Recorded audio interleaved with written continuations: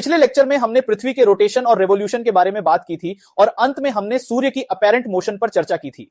अब सवाल यह है कि क्या आप जानते हैं कि सूर्य की इस अपैरेंट मोशन और मकर संक्रांति का क्या संबंध है? पृथ्वी का झुकाव और सूर्य के चारों ओर उसकी परिक्रमा हमारे जीवन के हर पहलू को प्रभावित करती है, हमारे दिन रात की लंबाई, मौसम और यहां तक कि हमारे त्योहार भी। मकर संक्रांति का पर्व दरअसल सूर्य के उत्तरायण में प्रवेश का प्रतीक है, जिसका मतलब है कि अब सूर्य दक्षिण से उत्तर की ओर अपनी प्रत्यक्ष गति शुरू करता है। इस समय को हमारे देश में कृषि के लिए महत्वपूर्ण माना जाता है, क्योंकि यह नई फसल के आगमन का समय होता है। पृथ्वी की यह घूमने और झुकने की प्रक्रिया न सिर्फ हमारे दिन रात और मौसमों को तय करती है, बल्कि यह हमारे त्योहारों और परंपराओं का भी हिस्सा बन गई है। सोचिए, अगर पृथ्वी का यह झुकाव न होता तो शायद हमें कभी अलग अलग मौसमों और त्योहारों का अनुभव नहीं होता और जीवन भी शायद इतना रंगीन नहीं होता। तो इस तरह पृथ्वी और सूर्य का यह अद्भुत नृत्य हमारे जीवन में संतुलन और विविधता लेकर आता है। अब तक हमने सूर्य की अपैरेंट मोशन और उससे जुड़े विभिन्न पहलुओं को समझा है, लेकिन अब हम एक और बेहद इंपॉर्टेंट और इंटरेस्टिंग कॉन्सेप्ट की ओर बढ़ने जा रहे हैं, जो हमारी रोजमर्रा की जिंदगी पर गहरा इंपैक्ट डालता है। क्या आपने कभी सोचा है कि जब हम धरती पर किसी जगह को सर्च करते हैं या उसकी एग्जैक्ट लोकेशन जानना चाहते हैं, तो यह कैसे पॉसिबल होता है? यह सब एक सिंपल लेकिन इफेक्टिव सिस्टम पर आधारित है, लैटिट्यूड और लॉन्जिट्यूड। इन दो फंडामेंटल कॉन्सेप्ट्स के जरिए हम धरती पर किसी भी प्लेस को एक्यूरेटली आइडेंटिफाई कर सकते हैं, चाहे वह कहीं भी सिचुएटेड हो। अब सबसे पहले बात करते हैं अक्षांश की। यह कोई नई खोज नहीं है। प्राचीन ग्रीस के वैज्ञानिक एराटोस्थनीज और हिप्पार्कस ने इस पर काफी काम किया। हिप्पार्कस ने ईसा पूर्व 190 से 120 के बीच इस कॉन्सेप्ट को प्रस्तुत किया कि धरती एक स्फीयर है, और इसे बेहतर ढंग से समझने के लिए एक समानांतर रेखाओं की व्यवस्था बनाई, जिसे हम आज लैटिट्यूड कहते हैं। धरती की सतह पर कोई भी स्थान अगर आप इक्वेटर से देखते हैं तो उसकी दूरी उत्तर या दक्षिण की ओर लैटिट्यूड कहलाती है। सरल शब्दों में कहें तो लैटिट्यूड वह एंगल है जो धरती के किसी बिंदु और इक्वेटर के बीच बनता है। इसे आप ऐसे समझ सकते हैं जैसे किसी कोऑर्डिनेट ज्योमेट्री में एक्स एक्सिस और वाई एक्सिस होते हैं। जैसे एक्स एक्सिस पर आप किसी भी बिंदु को राइट या लेफ्ट में मेजर करते हैं, वैसे ही लैटिट्यूड भी ईस्ट वेस्ट की दिशा में रहता है और आपको नॉर्थ या साउथ की स्थिति बताता है। लैटिट्यूड की लाइंस ईस्ट से वेस्ट की ओर चलती हैं और ये एक दूसरे के पैरेलल होती हैं। दिलचस्प बात यह है कि हर डिग्री की लैटिट्यूड लाइन के बीच की दूरी लगभग 111 किलोमीटर होती है।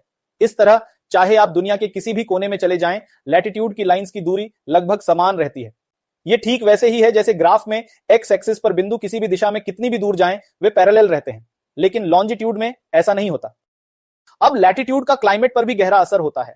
उदाहरण के लिए, जैसे आप किसी ग्राफ में अपवर्ड जाते हैं तो वैल्यू बदलती है, वैसे ही जब आप इक्वेटर से ऊपर नॉर्थ या नीचे साउथ जाते हैं तो क्लाइमेट में बड़ा बदलाव देखने को मिलता है। ट्रॉपिक ऑफ कैंसर 23.5 डिग्री उत्तर और ट्रॉपिक ऑफ कैप्रिकॉर्न 23.5 डिग्री दक्षिण के बीच का क्षेत्र सबसे गर्म होता है, क्योंकि यहां सूर्य की किरणें सीधी पड़ती हैं। इसे हम ट्रॉपिकल जोन कहते हैं। इसके बाहर 23.5 डिग्री से 66.5 डिग्री तक के बीच का क्षेत्र टेम्परेट जोन कहलाता है, जहां मौसम में बदलाव होते रहते हैं। और अगर आप इससे भी आगे बढ़ते हैं तो 66.5 डिग्री से ऊपर और नीचे यानी पोलर रीजन्स में आपको एक और अनोखी बात देखने को मिलती है। यहां पूरे साल में कुछ समय ऐसा होता है जब सूरज बिल्कुल भी नहीं उगता और कुछ समय ऐसा होता है जब रात ही नहीं होती। इसे हम पोलर डे और पोलर नाइट कहते हैं। की बात करें, लॉन्जिट्यूड को समझने में वैज्ञानिकों को लैटिट्यूड की तुलना में ज्यादा मुश्किल हुई। इसे आप ऐसे समझ सकते हैं जैसे कोऑर्डिनेट ज्योमेट्री में एक्स एक्सिस की रेखाओं का निर्धारण करना ज्यादा कठिन होता है, क्योंकि इसके लिए एक्यूरेट टाइम की जानकारी की जरूरत होती है। जहां लैटिट्यूड का निर्धारण स्टार्स की मदद से आसानी से किया जा सकता था, वहीं लॉन्जिट्यूड को मेजर करने के लिए प्रिसाइज टाइम कीपिंग की जरूरत थी। 18वीं शताब्दी में ब्रिटिश गवर्नमेंट ने लॉन्जिट्यूड एक्ट के तहत एक बड़ा इनाम रखा था, जो भी समुद्र में लॉन्जिट्यूड की सही माप कर सके। इस प्रॉब्लम को सॉल्व किया जॉन हैरिसन ने, जिन्होंने 1700 के दशक में एक मरीन क्रोनोमीटर बनाया जो लंबे सफर में भी समय की सटीक जानकारी देता था। इसके बाद लॉन्जिट्यूड की मेजरमेंट को एक्यूरेटली करना संभव हो सका। अब जैसे लैटिट्यूड में इक्वेटर होता है, वैसे ही लॉन्जिट्यूड में 0 डिग्री का प्राइम मेरिडियन होता है, जो ग्रीनिच इंग्लैंड से होकर गुजरता है। इसे आप कोऑर्डिनेट ज्योमेट्री में वाई एक्सिस की तरह समझ सकते हैं। जैसे वाई एक्सिस 0 से शुरू होती है और दोनों डायरेक्शंस में फैलती है, वैसे ही लॉन्जिट्यूड भी 0 डिग्री से शुरू होकर पूर्व और पश्चिम दोनों दिशाओं में 180 डिग्री तक जाती है। और जब आप लॉन्जिट्यूड में 180 डिग्री तक पहुंचते हैं तो वहां एक खास रेखा होती है जिसे इंटरनेशनल डेट लाइन कहा जाता है। इस लाइन को पार करने पर तारीख बदल जाती है। इसे ऐसे समझ सकते हैं जैसे आप एक जोन से दूसरे जोन में क्रॉसिंग करते हैं और समय बदल जाता है। अगर आप इस लाइन को पूर्व से पश्चिम की ओर पार करते हैं तो एक दिन जुड़ जाता है, और अगर पश्चिम से पूर्व की ओर पार करते हैं तो एक दिन कम हो जाता है। इस तरह लैटिट्यूड और लॉन्जिट्यूड दोनों मिलकर एक पूरी ग्रिड सिस्टम बनाते हैं जो हमें धरती पर किसी भी स्थान का एग्जैक्ट लोकेशन बताने में मदद करता है। उदाहरण के तौर पर अगर आप पटना की बात करें तो इसका लोकेशन लगभग 25.6 डिग्री उत्तर लैटिट्यूड और 85.1 डिग्री पूर्व लॉन्जिट्यूड पर है। यह सिस्टम ठीक उसी तरह काम करता है जैसे कोऑर्डिनेट ज्योमेट्री में आप किसी पॉइंट का लोकेशन एक्स और वाई कोऑर्डिनेट से बताते हैं। पटना का यह स्पेसिफिक सेट ऑफ कोऑर्डिनेट्स इसे दुनिया के किसी भी हिस्से से ट्रैक करने और लोकेट करने में मदद करता है। चाहे आप पटना से बाहर हो या दुनिया के किसी और कोने में, ये कोऑर्डिनेट्स एक ग्लोबल मैप पर इसका एग्जैक्ट पोजीशन दर्शाते हैं। देशांतर और समय का भी गहरा संबंध है। धरती हर 24 घंटे में 360 डिग्री घूमती है तो हर 15 डिग्री देशांतर पर 1 घंटे का अंतर होता है। इसी सिद्धांत के आधार पर दुनिया के टाइम जोन्स को निर्धारित किया जाता है। ग्रीनविच के समय को आधार बनाकर यूनिवर्सल कोऑर्डिनेटेड टाइम यूटीसी से वैश्विक समय क्षेत्रों को समन्वित किया जाता है और कभी-कभी धरती की घूर्णन में थोड़े बदलाव के कारण 1 या 2 सेकंड का अंतर आता है जिसे लीप सेकंड के रूप में यूटीसी में जोड़ा जाता है। अब देशांतर और अक्षांश सिर्फ धरती की माप के लिए ही जरूरी नहीं है, बल्कि ये हमारे रोजमर्रा के जीवन में भी गहराई से जुड़े हुए हैं। आज के समय में हम जीपीएस के बिना कहीं भी नहीं जा सकते, चाहे वह कार हो, स्मार्टफोन हो या हवाई यात्रा हो। जीपीएस सैटेलाइट्स की मदद से हमें धरती के किसी भी बिंदु पर सटीक लैटिट्यूड और लॉन्जिट्यूड की जानकारी मिलती है। जीपीएस के अलावा एयर ट्रैफिक कंट्रोल में भी अक्षांश और देशांतर का बड़ा योगदान है। विमानों को ट्रैक करने से लेकर उन्हें सही मार्ग दिखाने तक अक्षांश और देशांतर आधारित मार्गदर्शन ही उनकी उड़ान को सुरक्षित बनाता है। सिर्फ इतना ही नहीं, साइंटिफिक रिसर्च में भी लैटिट्यूड और लॉन्जिट्यूड का एक्सटेंसिव यूज होता है। जियोग्राफिक इंफॉर्मेशन सिस्टम जीआईएस के जरिए रिसर्चर्स कई तरह के डेटा को एनालाइज करते हैं, जैसे क्लाइमेट चेंज, पॉपुलेशन डेंसिटी और नेचुरल डिजास्टर्स के इंपैक्ट्स। अर्थक्वेक्स जैसे घटनाओं के दौरान भी लैटिट्यूड और लॉन्जिट्यूड की मदद से हम अर्थक्वेक के एपिसेंटर का एग्जैक्ट लोकेशन पता कर सकते हैं और इमरजेंसी सर्विसेज को सही डायरेक्शन में गाइड कर सकते हैं। आज के मॉडर्न एरा में नई टेक्नोलॉजीज के साथ लैटिट्यूड और लॉन्जिट्यूड का यूज और भी प्रिसाइज हो गया है। इनमें से एक एडवांस टेक्नोलॉजी है lidar, light detection and ranging, जो लेजर बीम्स की मदद से धरती की सरफेस को एक्यूरेटली मेजर करता है। यह टेक्नोलॉजी खास तौर पर मैप्स और 3D मॉडल्स के कंस्ट्रक्शन में बहुत उपयोगी साबित हो रही है। इसके जरिए हम किसी इलाके की एलिवेशन, डेप्थ और यहां तक कि बिल्डिंग्स की स्ट्रक्चर को भी बहुत ही सटीकता से मेजर कर सकते हैं। लाइडार टेक्नोलॉजी ने हमारी दुनिया को देखने और समझने का तरीका बदल दिया है, स्पेशली जब हम एनवायरमेंटल स्टडीज, आर्कियोलॉजिकल डिस्कवरीज और अर्बन प्लानिंग की बात करते हैं। लैटिट्यूड, लॉन्जिट्यूड और लाइडार, इन तीनों के कॉम्बिनेशन से हम न केवल धरती को बेहतर तरीके से समझ पा रहे हैं, बल्कि इसके हर पहलू का डिटेल्ड अध्ययन भी कर रहे हैं। अब अगर हम मैप्स की बात करें तो इसमें एक इंटरेस्टिंग चैलेंज है। धरती स्फीरिकल है और इसे एक फ्लैट मैप पर प्रोजेक्ट करने में कई डिस्टॉर्शंस आती हैं। कई बार हमें कुछ लाइंस स्ट्रेट दिखती हैं, लेकिन वास्तव में वो कर्व्ड होती हैं। जैसे मर्केटर प्रोजेक्शन का मैप डायरेक्शंस को सही रखता है, लेकिन इसमें पोल्स के रीजन्स काफी बड़े दिखते हैं, जबकि रॉबिन्सन प्रोजेक्शन इसे बैलेंस करने की कोशिश करता है। इसी तरह और भी कई प्रोजेक्शंस हैं जो शेप्स और डिस्टेंसेस को बैलेंस करने की कोशिश करते हैं।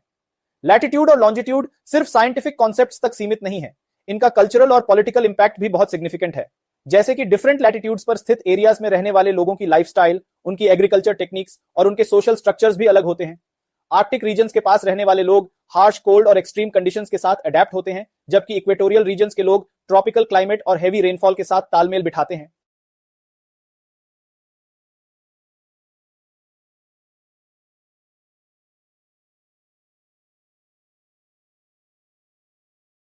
जैसे पृथ्वी अपनी एक्सिस पर रोटेट करती है और सूर्य की लाइट हर जगह एक साथ नहीं पहुंचती, उसी के आधार पर टाइम जोन्स का निर्माण किया गया है।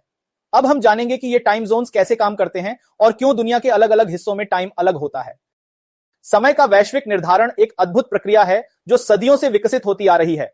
इसे समझने के लिए हमें पृथ्वी, सूर्य और समय मापने की प्रणाली के बीच के गहरे संबंधों को जानना होगा। आप इसे इस तरह समझें कि जैसे हम हर दिन सूरज के उगने और डूबने को देखते हैं, उसी से दिन और रात का निर्धारण होता है।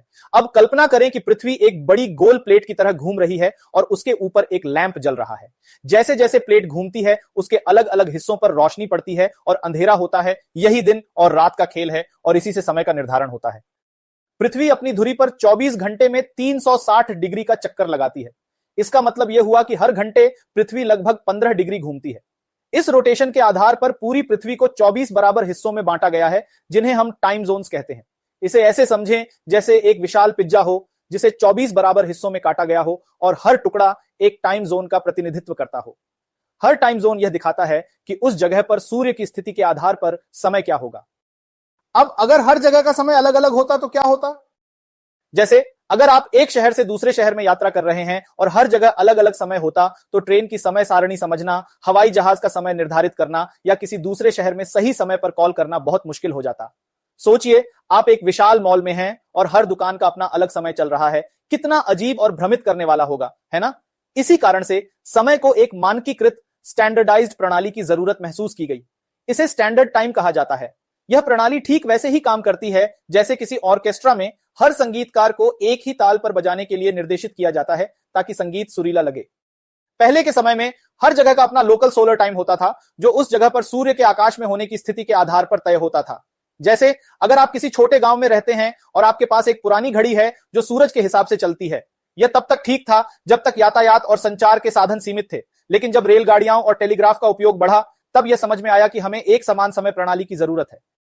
इसलिए स्टैंडर्ड टाइम की अवधारणा सामने आई। यह पूरी पृथ्वी को टाइम जोन्स में बांट देती है और ये टाइम जोन्स आमतौर पर हर 15 डिग्री के अंतराल पर होते हैं। सवाल उठता है, क्यों 15 डिग्री? इसका कारण है कि पृथ्वी 24 घंटे में 360 डिग्री घूमती है और अगर 360 को 24 से विभाजित किया जाए तो हर घंटे पृथ्वी 15 डिग्री घूमती है। इसी वजह से हर टाइम जोन 15 डिग्री लॉन्जिट्यूड के अंतराल पर फैला होता है। यह मानकीकरण ठीक वैसा ही है जैसे आप एक बड़े घेरे में कई छोटे छोटे घेरे बनाते हैं और हर घेरे के अंदर के लोग एक ही समय देख रहे होते हैं। अब आइए कुछ देशों के उदाहरण से समझते हैं कि उनके स्टैंडर्ड मेरिडियंस और टाइम जोन्स कैसे काम करते हैं। भारत का स्टैंडर्ड मेरिडियन 82.5 डिग्री पूर्व लॉन्जिट्यूड पर स्थित है। इसे इस तरह समझ सकते हैं, 15 डिग्री को 5 से मल्टीप्लाई करें और फिर 15 डिग्री को 2 से डिवाइड करें, यानी 75 डिग्री के बाद 7.5 डिग्री का एक्स्ट्रा डिफरेंस जोड़कर 82.5 डिग्री पूर्व मिलता है। इसे इंडियन स्टैंडर्ड टाइम IST कहते हैं, जो ग्रीनिच मीन टाइम GMT से 5 घंटे 30 मिनट अहेड है।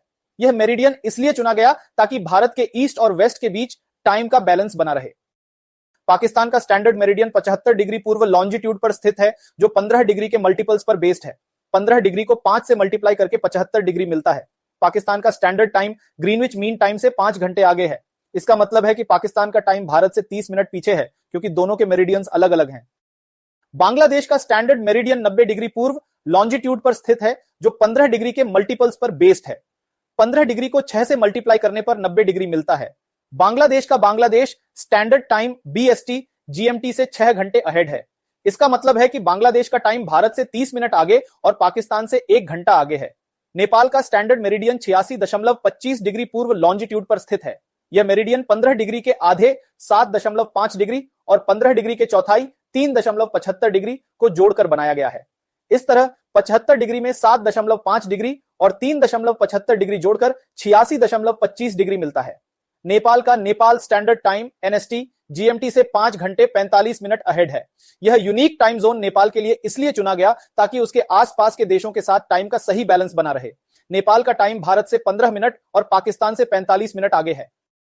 अब अगर किसी देश का स्टैंडर्ड टाइम कैलकुलेट करना हो तो सबसे पहले उसके स्टैंडर्ड मेरिडियन को देखा जाता है और उसे GMT यानी ग्रीनविच मीन टाइम से कंपेयर किया जाता है। GMT को दुनिया का प्राथमिक समय मानक माना जाता है और यह ब्रिटेन के ग्रीनविच शहर में स्थित रॉयल ऑब्जर्वेटरी के मेरिडियन से जुड़ा है। इसे 1884 में इंटरनेशनल मेरिडियन कॉन्फ्रेंस में अग्रीड किया गया, जब दुनिया ने इसे रेफरेंस पॉइंट के रूप में स्वीकार किया। इससे पहले अलग अलग देशों के अपने लोकल टाइम्स होते थे, लेकिन ग्लोबल सिंक्रोनाइजेशन की जरूरत के कारण GMT को यूनिवर्सल रेफरेंस बनाया गया। उदाहरण के लिए, अगर कोई देश 90 डिग्री पूर्व लॉन्जिट्यूड पर है तो इसे 15 डिग्री के गुणक से डिवाइड करते हुए हमें 6 घंटे का अंतर मिलता है, यानी GMT प्लस 6 घंटे। इसी तरह हर देश का स्टैंडर्ड टाइम कैलकुलेट किया जाता है और इसे GMT से कंपेयर कर ग्लोबल टाइम सिस्टम में फिट किया जाता है। इस प्रकार स्टैंडर्ड टाइम की व्यवस्था दुनिया भर में समय की एकरूपता और संगठन बनाए रखती है। चाहे आप किसी भी देश में हो, आप अपने टाइम जोन के हिसाब से अपने कामों को सिंक्रोनाइज कर सकते हैं। यह पूरी दुनिया को एक ग्लोबल समय प्रणाली में बांधता है, जिससे बिजनेस, ट्रैवल और कम्युनिकेशन अधिक सरल और व्यवस्थित हो जाते हैं। इंटरनेशनल डेट लाइन IDL वैश्विक समय निर्धारण का एक महत्वपूर्ण हिस्सा है, जो यह सुनिश्चित करता है कि दुनिया भर में तारीखें एक समान तरीके से बदलती रहें। यह एक काल्पनिक रेखा है जो मुख्य रूप से 180वें मेरिडियन ऑफ लॉन्जिट्यूड के साथ चलती है और प्राइम मेरिडियन के ठीक विपरीत पैसिफिक ओशन से होकर गुजरती है। IDL का मुख्य उद्देश्य यह सुनिश्चित करना है कि विभिन्न टाइम जोन्स के बीच तारीखों का सही समन्वय हो सके। आइए IDL के उद्देश्य, इसके जिगजैग मार्ग और वैश्विक समय निर्धारण पर इसके प्रभाव को और विस्तार से समझते हैं। जब हम अंतरराष्ट्रीय तिथि रेखा के उद्देश्य और इसके काम करने के तरीके की बात करते हैं तो यह समझना जरूरी है कि यह रेखा उस बिंदु का काम करती है जहां कैलेंडर की तारीख एक दिन से दूसरे दिन में बदल जाती है। यह अवधारणा जरूरी है क्योंकि पृथ्वी को 24 टाइम जोन्स में बांटा गया है, जिनमें से प्रत्येक का समय अपने पड़ोसी से 1 घंटे का अंतर होता है। इस तरह पृथ्वी के एक छोर से दूसरे छोर तक कुल 24 घंटे का अंतर होता है। जब कोई व्यक्ति आईडीएल को ईस्ट टू वेस्ट दिशा में पार करता है तो कैलेंडर में एक दिन जोड़ दिया जाता है। इसे वास्तविक उदाहरण से समझें। मान लीजिए आप टोक्यो जापान में हैं और सोमवार की सुबह है। आप टोक्यो से लॉस एंजल्स अमेरिका की फ्लाइट लेते हैं। टोक्यो और लॉस एंजल्स के बीच की उड़ान में लगभग 10 घंटे लगते हैं। अब जैसे ही आपकी फ्लाइट ईस्ट टू वेस्ट दिशा में आईडीएल को पार करती है, कैलेंडर में एक दिन जुड़ जाता है। यानी अगर आप टोक्यो से सोमवार की सुबह निकलते हैं तो लॉस एंजल्स पहुंचते ही वहां फिर से रविवार की सुबह होगी। यह ऐसा है जैसे आपने समय में यात्रा की हो और एक दिन पीछे पहुंच गए हो। इसके विपरीत जब कोई व्यक्ति वेस्ट टू ईस्ट दिशा में आईडीएल को पार करता है तो कैलेंडर में एक दिन घटा दिया जाता है। इसे एक और उदाहरण से समझें। मान लीजिए आप लॉस एंजल्स से ऑकलैंड न्यूजीलैंड की फ्लाइट लेते हैं। लॉस एंजल्स में रविवार की रात है और जैसे ही आप वेस्ट टू ईस्ट दिशा में आईडीएल को पार करते हैं, कैलेंडर से एक दिन घट जाता है। जब आप ऑकलैंड पहुंचते हैं तो वह दिन सीधे मंगलवार बन जाता है। इसका मतलब है कि आप सोमवार को पूरी तरह खो देते हैं क्योंकि आपने आईडीएल को पार कर लिया है। यह एडजस्टमेंट इसलिए जरूरी है क्योंकि जैसे जैसे आप पृथ्वी का चक्कर लगाते हैं, हर 15 डिग्री लॉन्जिट्यूड पार करने पर समय 1 घंटे आगे या पीछे होता है। जब आप पूरी पृथ्वी का चक्कर लगाते हैं तो कुल 24 घंटे का अंतर आ जाता है। इंटरनेशनल डेट लाइन यह सुनिश्चित करती है कि दुनिया के किसी भी हिस्से में यात्रा के दौरान तारीखें सही ढंग से बदली जाए और कोई तारीख दोहराई न जाए या खो न जाए। अब यह सवाल उठ सकता है कि आईडीएल एक सीधी रेखा क्यों नहीं है। इसकी वजह यह है कि आईडीएल 180वें मेरिडियन के साथ एकदम सीधी रेखा में नहीं चलती, बल्कि यह पॉलिटिकल, इकोनॉमिक और जियोग्राफिकल कंसिडरेशंस के आधार पर जिगजैग करती है। इसका कारण यह है कि यह सुनिश्चित किया जा सके कि कोई देश, द्वीप या क्षेत्र अलग अलग कैलेंडर डेज में न बढ़ जाए। उदाहरण के लिए रूस का चुकोटका प्रायद्वीप 180वें मेरिडियन के ठीक वेस्ट में स्थित है, जबकि कमांडर द्वीप इसके ठीक ईस्ट में है। इन दोनों हिस्सों को एक ही कैलेंडर डे पर रखने के लिए आईडीएल चुकोटका प्रायद्वीप के चारों ओर ईस्ट की ओर मुड़ जाती है, जिससे रूसी क्षेत्र के भीतर कॉन्टिन्यूटी बनी रहती है। एक और महत्वपूर्ण एडजस्टमेंट किरिबाटी के आइलैंड्स के आसपास होता है। किरिबाती, जो कई छोटे आइलैंड्स और एटॉल से मिलकर बना है, 180वें मेरिडियन के दोनों ओर फैला हुआ है। किरिबाटी ने अपने टाइम जोन को एडजस्ट किया ताकि इसके ईस्टर्न मोस्ट आइलैंड्स, जिसमें लाइन आइलैंड्स भी शामिल हैं, देश के बाकी हिस्सों के साथ एक ही डे पर आ सकें। इस बदलाव को अकोमोडेट करने के लिए आईडीएल किरिबाटी के आसपास ईस्ट की ओर मुड़कर 150 DGDW लॉन्जिट्यूड की ओर जाती है, जो 180th लॉन्जिट्यूड से काफी दूर है। इस एडजस्टमेंट से पूरे नेशन को एक ही कैलेंडर डे साझा करने में मदद मिलती है, जिससे गवर्नेंस और नेशनल कोहीजन में आसानी होती है। एल्यूटियन आइलैंड्स भी आईडीएल में बदलाव का कारण बनते हैं।